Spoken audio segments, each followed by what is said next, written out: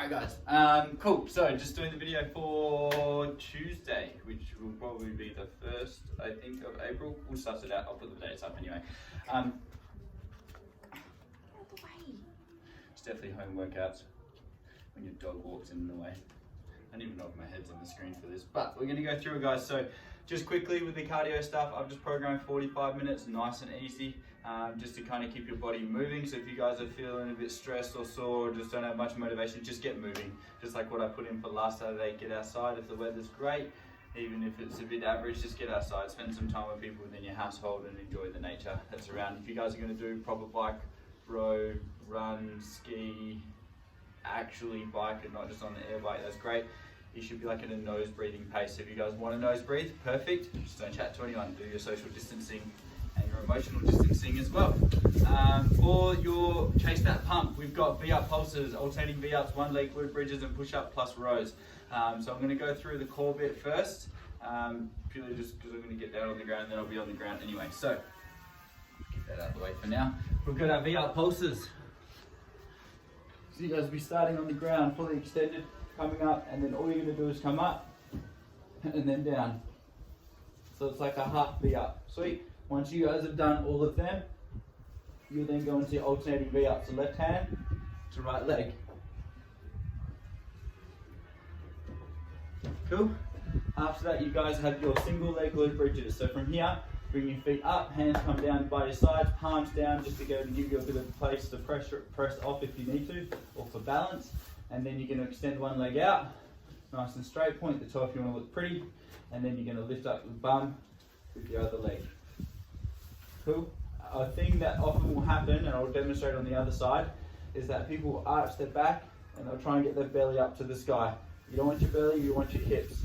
So turn your core on, pull your hips underneath, and then drive up. You guys will feel like you can't get as high with your hips. That's fine. You'll also feel your hamstrings and your glutes switch on more by doing that. It's not about getting the rib cage and belly to the sky, it's about getting the hips. Sweet, so use the glutes, tuck your hips under, and then come up. Cool.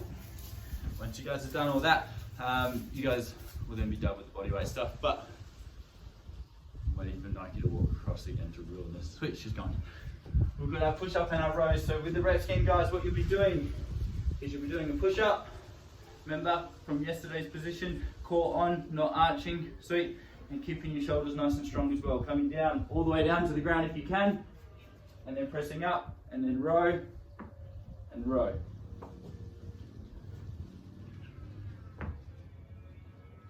Cool, that's all we're doing. If you guys are doing it on the kettlebells, don't need to get your chest down to the ground. Please be careful with that. If it's too much, just do your push-ups, and then just do your rows like a bent over row, like we usually do as well. Just be safe through the wrists. When you guys are doing it, try not to have your wrist coming down like this. Cool.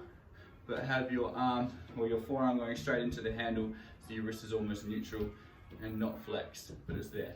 It'll just be a bit safer and more stable for you guys. So that's the Chase the Pump area. We're gonna do bodyweight ninja at the end because we're gonna move the camera so you guys can see the wall. We're gonna go through now just the workout standards, or the movement standards for the actual workout. So bringing back the barbell. You guys have a goblet squat in it. So with the dumbbell, just holding the top head with the dumbbell against your chest, and you'll be forming a squat. So shoulder width apart with your heels. If you're a bit wider or closer, that's fine, as long as you're keeping your chest up and your knees are driving out. Cool. You guys will have the weight towards the front, so it'll allow you to lean back a little bit more as you're squatting down to keep your chest up more. With the dumbbell, I prefer to hold it upside down and have it resting on my chest like this. It's just less pressure on the arms, squatting down and then coming back up. If you guys want to hold it like this or like this, that's fine. Whichever way is going to work for you best to be most efficient through it. You guys will then, after you've done your squats, oh, we've got front squats as well. Thanks, Nike. Got your front squats as well. So you guys bring the bar up, sitting on the shoulders, and then elbows up as high as you can. Resting it on the shoulders, relaxing the grip. Cool, from here, same thing, hips back, chest up, and knees driving out with your heels down. Cool. From the side.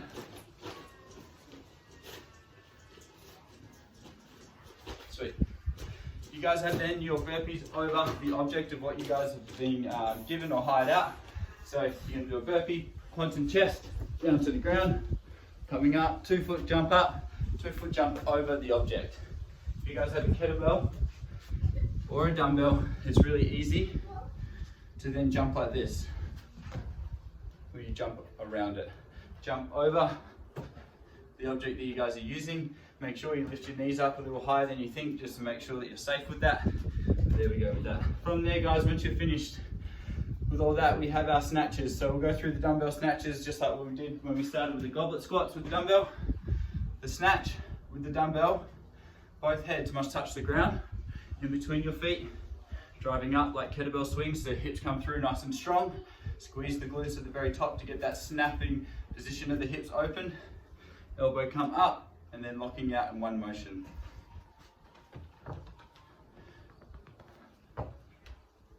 Cool. Once you guys have done that, we'll then go on to our kettlebell stuff. So kettlebell doesn't need to touch the ground. It'll be much like a hang clean where you swing it through the hips, coming up and locking out. Kettlebell will end up on the back of the forearm as you guys go through this. This will not be alternating half the reps.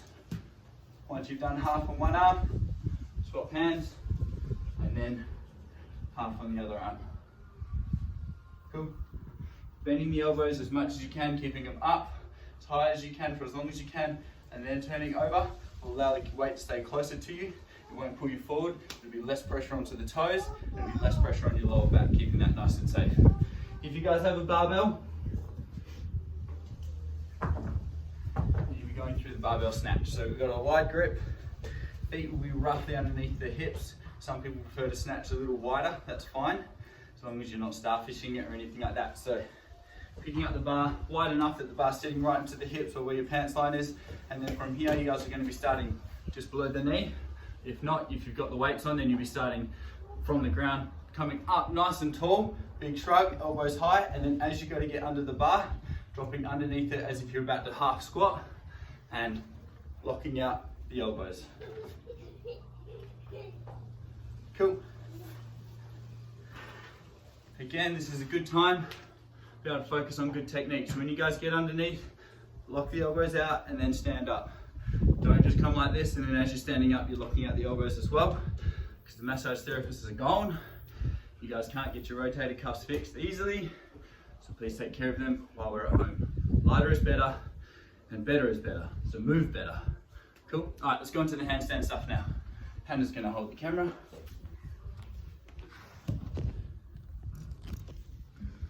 Cool.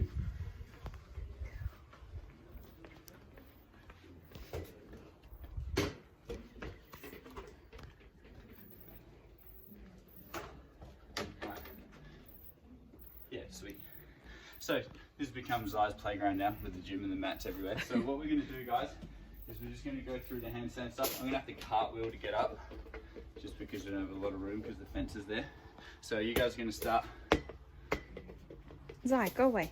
Sorry. This is the best cameraing I've ever seen. Sorry. Thanks. We need the Ronin to stabilize. No, cool. All right. So guys, we got the handstand on the spot. Handstand walking on the spot. So all that is just kicking up. Just handstand walking on the spot. You can turn, you can do whatever you want, just working on the skill, not moving too much. A bit easier with like kind of the tight spaces that we might have around here. You've then got your shoulder taps, so you can do this where you come up and then you're going to tap your shoulder. That will be a little bit harder, but it will just help to progress those that are comfortable with just the shuffling kind of handstand walking on the spot. And then we've got our wall assisted movement. So we've got our wall assisted one where you guys will kick up. Now with this stuff, when you're moving your hands, like especially doing shoulder taps, I prefer you guys to face away from the wall, so your bum's against the wall almost, or it's closer to the wall than your face. When you guys are doing handstand holds, I prefer your face against the wall because it'll help to get better extension through the shoulders when we're in the hold. Cool? So for the wall assisted shoulder taps, I don't even know how to do this. I'm gonna kick up. Cool, it's just here, and then leaning right over and tapping. Cool. If you guys are gonna do wall assisted handstand hold, do either a wall walk or cartwheel up. Get as close as you can to the wall and then hold it there. Each movement, you guys are going to do max effort, 5 sets, rest 2 to 3 minutes between, just to work on the skill. It doesn't have to be a lot, just getting better, becoming ninjas. And that's it. Thank